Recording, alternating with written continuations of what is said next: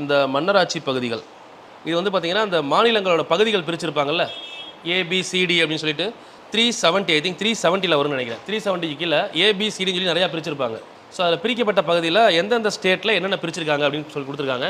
இதில் ஆக்சுவலாக ஏ அப்படிங்கிற பார்ட் வந்து என்னதுன்னு பார்த்தீங்கன்னா கவர்னர் ரூல் பண்ண ஏரியா, கவர்னர் கண்ட்ரோலில் இருந்த ஏரியாமா, ஆளுநரோட கண்காணிப்பில் இருந்த ஏரியா ஏன்னு சொல்லுவோம் பார்ட் ஏ. இந்த பார்ட் பி அப்படிங்கிறது என்ன அப்படின்னா பிரின்ஸ்லி ஸ்டேட், மன்னராட்சி பகுதி.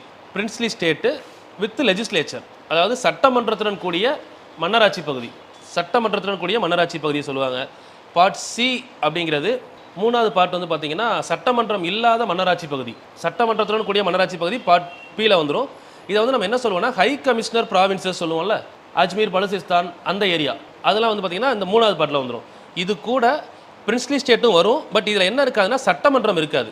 ஏன்னா நம்ம அந்த எலெக்ஷனில் பார்த்தோம் 11 மாகாணங்கள் இருக்குல்ல, பெரிய பெரிய மாகாணங்கள்ல இருந்து டேரெக்டாக எலெக்ட் பண்ணிடுவாங்க.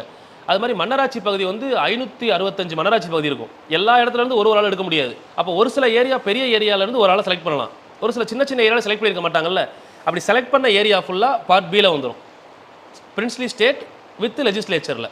சரிங்களா? பார்ட் சியில் வந்து பார்த்தீங்க அப்படின்னா மன்னராட்சி பகுதி தான், பட் அது சின்ன பகுதியாக இருக்கும், அங்கேருந்து ஆளை எடுக்க முடியாது. அப்போ அதெல்லாம் எங்கே வந்துடும் அப்படின்னா உயராணையர் பகுதி கூட மூணாவது பார்ட்டில் வச்சுருவாங்க சியில். இந்த டி அப்படிங்கிறத நம்ம ஐலாண்டுன்னு எடுத்துக்கலாம், சிம்பிளாக ஐலாண்டு, தீவுகள், அந்த மாதிரி ஏரியா வச்சுக்கலாம். அப்போ இதை வச்சு நம்ம பார்த்தோம்னா இதில் அந்த தீவுகளில் ஏதாவது இருக்கா, அந்தமான் நிக்கோபர் தீவு இருக்கா, இது வந்து அப்போ டி லாஸ்ட் ஒன். அப்போ லாஸ்ட்டில் 2 எங்கே இருக்குன்னு பாருங்கள், ஒரு ஏரியா தான். ஸோ இதை வச்சு நம்ம ஈஸியாக எடுத்துக்கலாம். அது மாதிரி கவர்னர் ரூல் பண்ண பகுதி அப்படின்னா நமக்கு தெரிஞ்சு அப்போ இருந்த மாகாணங்கள் எது பெரிய பெரிய மாகாணம், வங்காளம், பீகார், ஒரிசா, அதெல்லாம் ஃபஸ்ட்டு கவர்னர் வந்தார்ல ராபர்ட் கிளைவ். வங்காளம், பீகார், ஒரிசா, மதராஸ் இதெல்லாம்.